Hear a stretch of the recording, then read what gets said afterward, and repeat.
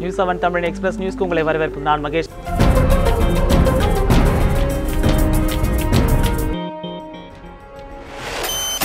தமிழக சட்டப்பேரவைக்கு மாற்றுத் தலைவர்களின் பெயர்கள் அறிவிக்கப்பட்டுள்ளன. தங்க தமிழ்ச்செல்வன், வெற்றிவேல், ராஜன் செல்லப்பா, சு ரவி, நரசிம்மன், குணசேகரன் ஆகிய 5 பேர் மாற்றுத் தலைவர்களாக அறிவிக்கப்பட்டுள்ளனர். சட்டப்பேரவை விதிகள் படி இதற்கான அறிவிப்பு வெளியிடப்பட்டுள்ளது. அப்போது செய்தியாளர்களிடம் பேசிய எதிர்க்கட்சித் தலைவர் மு க ஸ்டாலின், குதிரை பேரம் நடந்திருப்பதால் தார்மீக பொறுப்பேற்று எடப்பாடி அரசு பதவி விலக வேண்டும் என்றார். தமிழகத்தில் நடக்கும் ஆட்சியை கலைக்க வேண்டும் என்றும் அவர் வலியுறுத்தினார். குதிரை பேர அடிப்படையில் தான் இந்த வாக்கெடுப்பு வெற்றி பெற்றிருக்கிறது என்பது 2 சட்டமன்ற உறுப்பினர் தந்திருக்கக்கூடிய வாக்குமூலங்கள் மிக தெளிவாக வெளிப்படுத்துகிறது. எனவே இந்த ஆட்சி உடனே கவிழ்க்கப்பட வேண்டும், கலைக்கப்பட வேண்டும், ராஜினாமா செய்ய வேண்டும். எனவே இந்த நம்பிக்கை வாக்கெடுப்பை சபாநாயகர் உடனடியாக ரத்து செய்ய வேண்டும். அது மட்டுமல்ல, உடனடியாக இதில் யார் யார் சம்பந்தப்பட்டிருக்கிறார்கள், எங்கெங்கு பணங்கள் எல்லாம் பேரம் பேசப்பட்டு யார் யாருக்கு வழங்கப்பட்டிருக்கிறது என்பதை குறித்து உடனடியாக அரசே முன்வந்து சிபிஐ விசாரணை நடத்திட வேண்டும் என்று எடுத்துச் சொல்ல வேண்டும் என்ற அடிப்படையில் தான் இன்றைக்கு சட்டமன்றத்தில் நேரமில்லா நேரத்தை பயன்படுத்தி நான் எழுப்புவதற்கு முயற்சித்தேன். ஆனால் இதையெல்லாம் நான் பேசிவிடுவேன் என்று அவர்கள் திட்டவட்டமாக என்னை பேச அனுமதிக்கவில்லை. சரக்கு மற்றும் சேவை வரி மசோதா தமிழக சட்டப்பேரவையில் இன்று தாக்கல் செய்யப்பட்டுள்ளது. வணிக வரித்துறை அமைச்சர் கே சி வீரமணி மசோதாவை தாக்கல் செய்தார். குரல் வாக்கெடுப்பு மூலம் பேரவையில் அனுமதி பெறப்பட்டு மசோதா தாக்கல் செய்யப்பட்டுள்ளது. இதன் பின்னர் மசோதா மீதான விவாதம் நடத்தப்பட்டு சட்டப்பேரவையில் நிறைவேற்றப்பட்டுள்ளது. நாடு முழுவதும் ஒரே மாதிரியான வரி விதிப்பை நடைமுறைப்படுத்த ஏதுவாக வரும் 1ஆம் தேதி முதல் சரக்கு சேவை வரி சட்டத்தை மத்திய அரசு கொண்டு வந்துள்ளது. குடியரசுத் தலைவர் தேர்தலில் பாஜக வேட்பாளருக்கு எதிராக அதிமுக உறுப்பினர்கள் வாக்களிக்க வேண்டும் என மார்க்சிஸ்ட் கம்யூனிஸ்ட் கட்சியின் மாநில செயலாளர் ஜி ராமகிருஷ்ணன் வலியுறுத்தியுள்ளார். வர்தா புயல் நிவாரண நிதி போதுமான அளவு வழங்க மறுப்பது, காவிரி மேலாண்மை வாரியம் அமைக்காதது, கீழடி அகழ்வாராய்ச்சியை சீர்குலைப்பது என தமிழகத்தை தொடர்ந்து வஞ்சிக்கும் மத்திய அரசு பாஜகவின் வேட்பாளருக்கு வாக்களிப்பது தமிழக மக்களுக்கு செய்யும் மிகப்பெரிய துரோகம் என்றும் இன்று வெளியிட்டுள்ள அறிக்கையில் அவர் குறிப்பிட்டுள்ளார். உள்ளாட்சி அமைப்புகளுக்கான தேர்தல் ஒத்திவைக்கப்பட்டு 8 மாதங்களான நிலையில் அதனை உடனடியாக நடத்த தமிழக அரசு முன்வர வேண்டும் என்றும் ஜி ராமகிருஷ்ணன் கேட்டுக் கொண்டுள்ளார். அரசுக்கு களங்கத்தை ஏற்படுத்தும் வகையில் தவறான குற்றச்சாட்டுகளை கூறுவோர் மீது உயர்நீதிமன்றத்தில் வழக்கு தொடர உள்ளதாக புதுச்சேரி முதலமைச்சர் நாராயணசாமி எச்சரித்துள்ளார். புதுச்சேரியில் செய்தியாளர்களை சந்தித்த நாராயணசாமி, மருத்துவ மாணவர் கலந்தாய்வு வெளிப்படையாக நடந்ததாகவும், ஆனால் இந்த விவகாரத்தில் துணைநிலை ஆளுநர் தலையிட்டு 71 இடங்கள் தனியாருக்கு தாரை பார்க்கப்பட்டதாகவும் தவறான கருத்தை கூறியதாகவும் தெரிவித்தார். இந்த குற்றச்சாட்டை துணைநிலை ஆளுநர் நிரூபிக்க முடியுமா என கேள்வி எழுப்பிய நாராயணசாமி, குற்றச்சாட்டை நிரூபிக்க முடியாவிட்டால் மக்கள் முன்னிலையில் மன்னிப்பு கோர வேண்டும் எனவும் தெரிவித்தார். எங்களுடைய அரசு தாரை வார்த்து கொடுத்தது என்பதை அவரால் நிரூபிக்க முடியுமா? இந்த மருத்துவ பட்ட மேற்படிப்பு மற்றும் பட்டய படிப்புக்கு அதனுடைய மாணவர் சேர்க்கையில் அதிகாரிகள் ஊழல் செய்து விட்டார்கள், அரசியல்வாதிகள் ஊழல் செய்து விட்டார்கள் என்பதை நிரூபிக்க முடியுமா என்று சவால் விட்டேன். துணைநிலை ஆளுநர் அந்த சவாலை ஏற்க தயாரா? அதை நிரூபிக்க தயாரா? பனைமரங்களை அழிவிலிருந்து பாதுகாக்கும் விதமாக சிறப்பு திட்டத்தை செயல்படுத்த வேண்டும் என பாமக நிறுவனர் ராமதாஸ் கோரிக்கை விடுத்துள்ளார். இது தொடர்பாக அவர் இன்று வெளியிட்டுள்ள அறிக்கையில், தமிழகத்தின் மாநில மரமான பனைமரங்கள் வேகமாக அழிந்து வருவதாக ஆய்வுகள் தெரிவிப்பதாகவும், பனைமரங்கள் அழிந்து வருவது வேதனை அளிப்பதாகவும் தெரிவித்துள்ளார். 1970ஆம் ஆண்டு நடத்தப்பட்ட ஆய்வில் தமிழகத்தில் 6 கோடி பனைமரங்கள் இருந்ததாகவும், 2014ஆம் ஆண்டு நடத்தப்பட்ட ஆய்வில் இந்த எண்ணிக்கை 5 கோடியாக சரிந்துள்ளது என்றும் சுட்டிக்காட்டியுள்ளார்.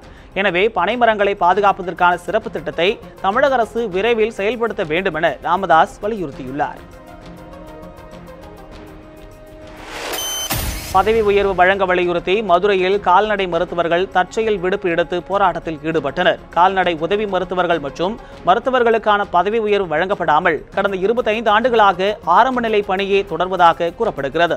இந்த நிலையில் பதவி உயர்வு வழங்க கோரி மதுரையில் கால்நடை மருத்துவர்கள் விடுப்பெடுத்து போராட்டம் நடத்தினர்.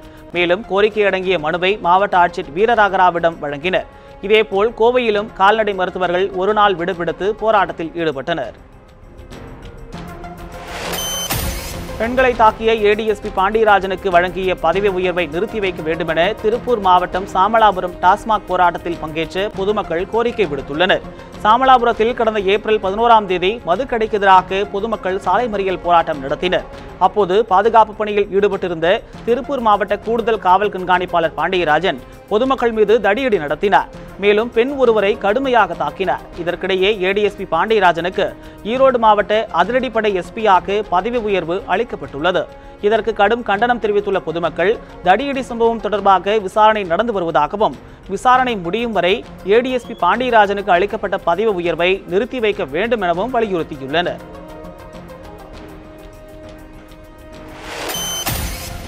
குடியரசுத் தலைவர் தேர்தலுக்கான அறிவிக்கையை தலைமை தேர்தல் ஆணையம் இன்று வெளியிட்டது. அடுத்த மாதம் 17ஆம் தேதி நடைபெறவுள்ள குடியரசுத் தலைவர் தேர்தலில் போட்டியிட விரும்புபவர்கள் இன்று காலை 11 மணி முதல் வேட்புமனுக்களை தாக்கல் செய்யலாம் என அதில் தெரிவிக்கப்பட்டுள்ளது.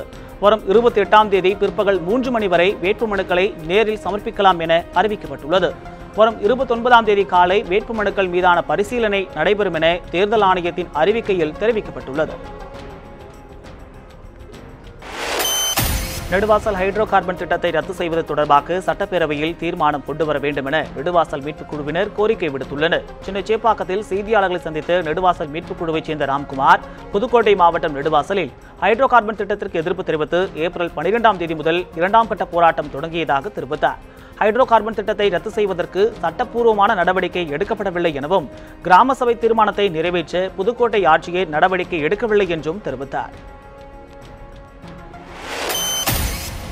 வெப்பச்சலனம் காரணமாக அடுத்த 24 மணி நேரத்தில் தமிழகத்தில் மழையோ இடியுடன் கூடிய மழையோ பெய்ய வாய்ப்புள்ளதாக சென்னை வானிலை ஆய்வு மையம் தெரிவித்துள்ளது. சென்னையை பொறுத்தவரை வானம் மேகமூட்டத்துடன் காணப்படும் என்றும் வானிலை ஆய்வு மையம் கூறியுள்ளது. தமிழகத்தில் அதிகபட்சமாக 38 டிகிரி செல்சியஸ் வெப்பநிலையும் குறைந்தபட்சமாக 30 டிகிரி செல்சியஸ் வெப்பநிலையும் பதிவாகும் என்றும் சென்னை வானிலை ஆய்வு மையம் குறிப்பிட்டுள்ளது. இரட்டை இலை சின்னம் தொடர்பாக இந்திய தலைமை தேர்தல் ஆணையத்தில் சசிகலா அணி தரப்பில் மேலும் 47,151 பிரமாண பத்திரங்கள் தாக்கல் செய்யப்பட்டன. மினி லாரியில் இருந்து கொண்டுவரப்பட்ட இந்த பிரமாண பத்திரங்களை வழக்கறிஞர் ராகேஷ் சர்மா தாக்கல் செய்தார். இதுவரை மொத்தம் 3,98,632 பிரமாண பத்திரங்கள் தாக்கல் செய்யப்பட்டுள்ளன.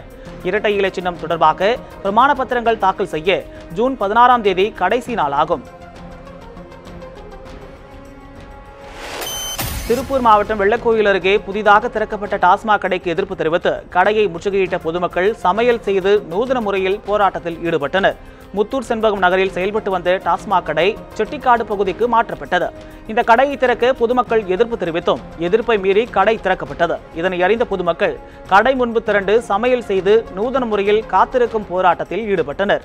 இதனைத் தொடர்ந்து மதுக்கடை தற்காலிகமாக மூடப்பட்டது.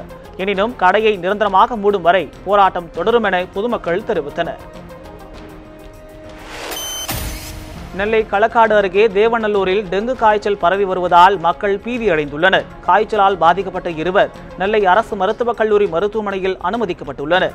கிராமத்தில் 20க்கும் மேற்பட்டோருக்கு டெங்கு காய்ச்சல் பாதிப்பு கண்டறியப்பட்டுள்ள நிலையில் சுகாதார குழுவினர் முகாமிட்டு நோய் தடுப்பு பணிகளில் ஈடுபட்டுள்ளனர். தேங்கி நிற்கும் கழிவுநீரில் கொசுக்கள் மற்றும் பூச்சிகள் உற்பத்தியாகி அதன் மூலம் டெங்கு பரவி வருவதாக தேவநல்லூர் பொதுமக்கள் புகார் தெரிவித்துள்ளனர். ஊரில் இப்போ டெங்கு காய்ச்சல் அதிகமாக பரவிட்டு இருக்கு. ஒரு 20 பேருக்கு போல் டெங்கு காய்ச்சல் வந்திருக்கு. இப்போ பல பேரும் ஆஸ்பத்திரியில் அட்மிட் ஆகிட்டு இருக்காங்க. எங்கள் ஊரில் சுகாதார கேடு ரொம்ப இருக்குது. சாக்கடை வருஷத்துக்கு ஒரு திருப்பு தான் அள்ளுதாங்க. அதுவும் எங்கள் ஊரில் அம்மன் கோயில் கொடைக்கு தான் அள்ளுதோம். அதுக்கு பிறகு இப்போ சாக்கடை ரொம்ப தேங்கி நிற்கி. அதனால் அதிலேருந்து தான் கொசுக்கள் உற்பத்தி ஆகுது. எந்த பிளிச்ச மோட்டரும் போட முடியாங்க. குடிக்க தண்ணீரும் சுத்தமாக வர மாட்டேக்கு. பாதி டெங்குக்கு அறிகுறியே இதுதான். போன வாரம் காய்ச்சல் இருந்தது. புதன்கிழமை மணிக்கு சாயங்காலம் போல் ஃபஸ்ட்டு ஹாஸ்பிட்டலில் ப்ரைவேட் ஹாஸ்பிட்டலில் போய் இன்ஜெக்ஷன் போட்டேன். அதுக்கு மறுநாளும் கேட்கல. அன்றைக்கி நைட்டுப்பெலாம் தூக்கம் இல்லை. மறுநாள் எங்கள் ஊரில் இருக்கிற அரசு ஆரம்ப ஹாஸ்பிட்டலில் போய் இன்ஜெக்ஷன் போட்டேன். அன்னையும் கேட்கல. ஆந்திராவில் இருந்து கடத்தி வரப்பட்ட 5 லட்சம் ரூபாய் மதிப்பிலான செம்மரக்கட்டைகளை போலீசார் பறிமுதல் செய்தனர். திருவள்ளூர் மாவட்டம் கும்மிடிப்பூண்டி அருகே உள்ள புதுவாயிலில் போலீசார் வாகன சோதனையில் ஈடுபட்டுக் கொண்டிருந்தனர். அப்போது அந்த வழியாக வேகமாக வந்த காரை மடக்கி போலீசார் சோதனை செய்தனர்.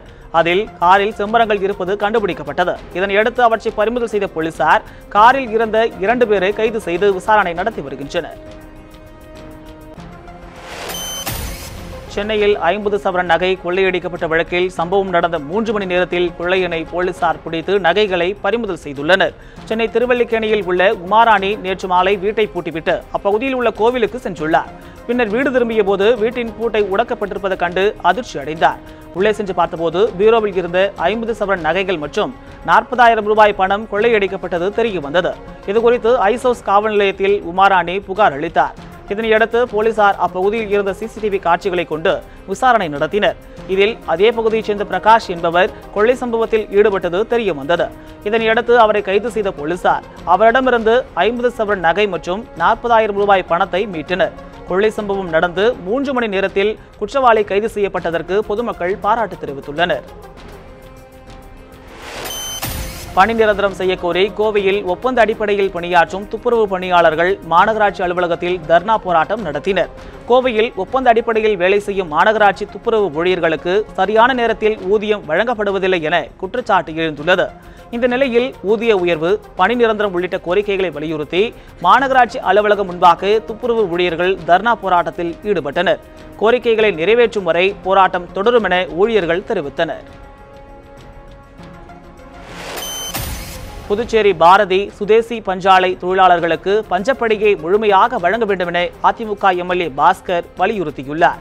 சட்டப்பேரவையில் கேள்வி நேரத்தில் இது தொடர்பாக நடந்த விவாதத்தில் பேசிய அவர், பாரதி பஞ்சாலையில் உற்பத்தி அதிகரித்துள்ளது எனவும், எனவே தொழிலாளர்களுக்கான பஞ்சப்படியை முழுமையாக தர வேண்டும் என்றும் வலியுறுத்தினார்.